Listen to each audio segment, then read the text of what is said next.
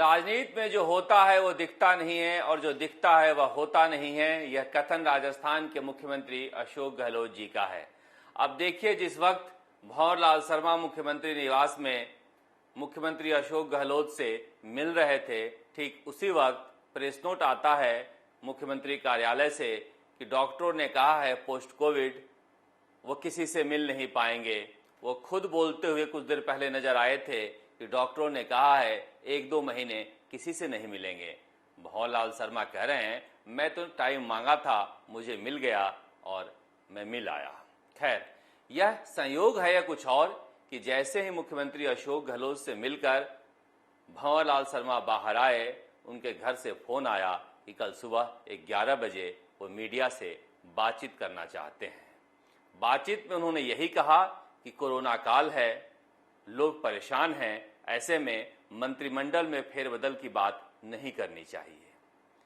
यह बात पायलट गुट से भाग कर आए गहलोत गुट में शामिल हुए भंवरलाल शर्मा ने कही। दूसरी तरफ गुर्जर समुदाय से आने वाले 2 बार के मंत्री रहे जितेंद्र सिंह, जो खेतड़ी के विधायक हैं, उन्होंने भी यही कहा, उसी समय पर कहा कि मंत्रिमंडल में फेरबदल की जरूरत नहीं है क्योंकि कोरोना से राज्य परेशान है।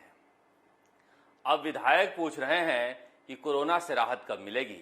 क्या वैज्ञानिकों ने राजस्थान सरकार को बता दिया है कि कोरोना कब जाने वाला है?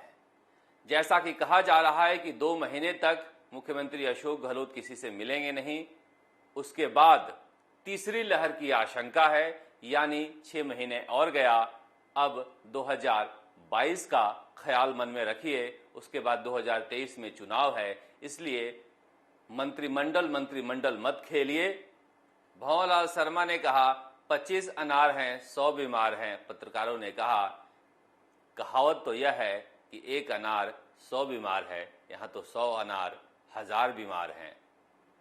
यह बात मैं इसलिए कह रहा हूं कि यही मुख्यमंत्री अशोक गहलोत की सबसे बड़ी समस्या है कि बंद मुट्ठी लाख की, खुल गई तो खाक की। किसको मंत्री बनाएं, किसको मंत्री नहीं बनाएं। पहले से बसपा से आए हुए विधायक कह रहे हैं कि समय पर शादी हो जाए तो वही अच्छा होता है, बुढ़ापे की दुल्हन का क्या करेंगे। अब जिस तरह से बहुजन समाज पार्टी से कांग्रेस में आए विधायक राजेंद्र गुढ़ा ने अपनी बात रखी है, उसमें अलग अलग मायने निकाले जा रहे हैं। गुढ़ा ने कहा कि 19 तो छोड़कर चले गए थे, हम 6 बसपा से आए और 10 निर्दलियों ने सरकार बचाई है, इसलिए हमें इनाम मिलना चाहिए, वरना कांग्रेस की पुण्यतिथि होती। लेकिन साथ में उन्होंने यह भी कहा कि कांग्रेस का आलाकमान इतनी बात नहीं समझता है। इस लाइन के बहुत सारे मायने हैं।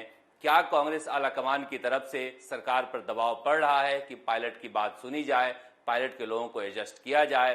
क्योंकि जिस तरह से बहुजन समाज पार्टी के विधायकों को सामने लाया गया है, आलाकमान पर हमला बुलवाया गया है, उसके बाद भंवरलाल शर्मा और जितेंद्र सिंह को सामने लाया गया है कि मंत्रिमंडल में फेरबदल की जरूरत नहीं है फिलहाल, और जिस तरह से कहा गया है कि 2 महीने तक मुख्यमंत्री किसी से नहीं मिल सकते हैं, निश्चित रूप से संदेश तो यही है कि जुलाई और अगस्त तो गया, सितंबर में तीसरी लहर की आशंका है।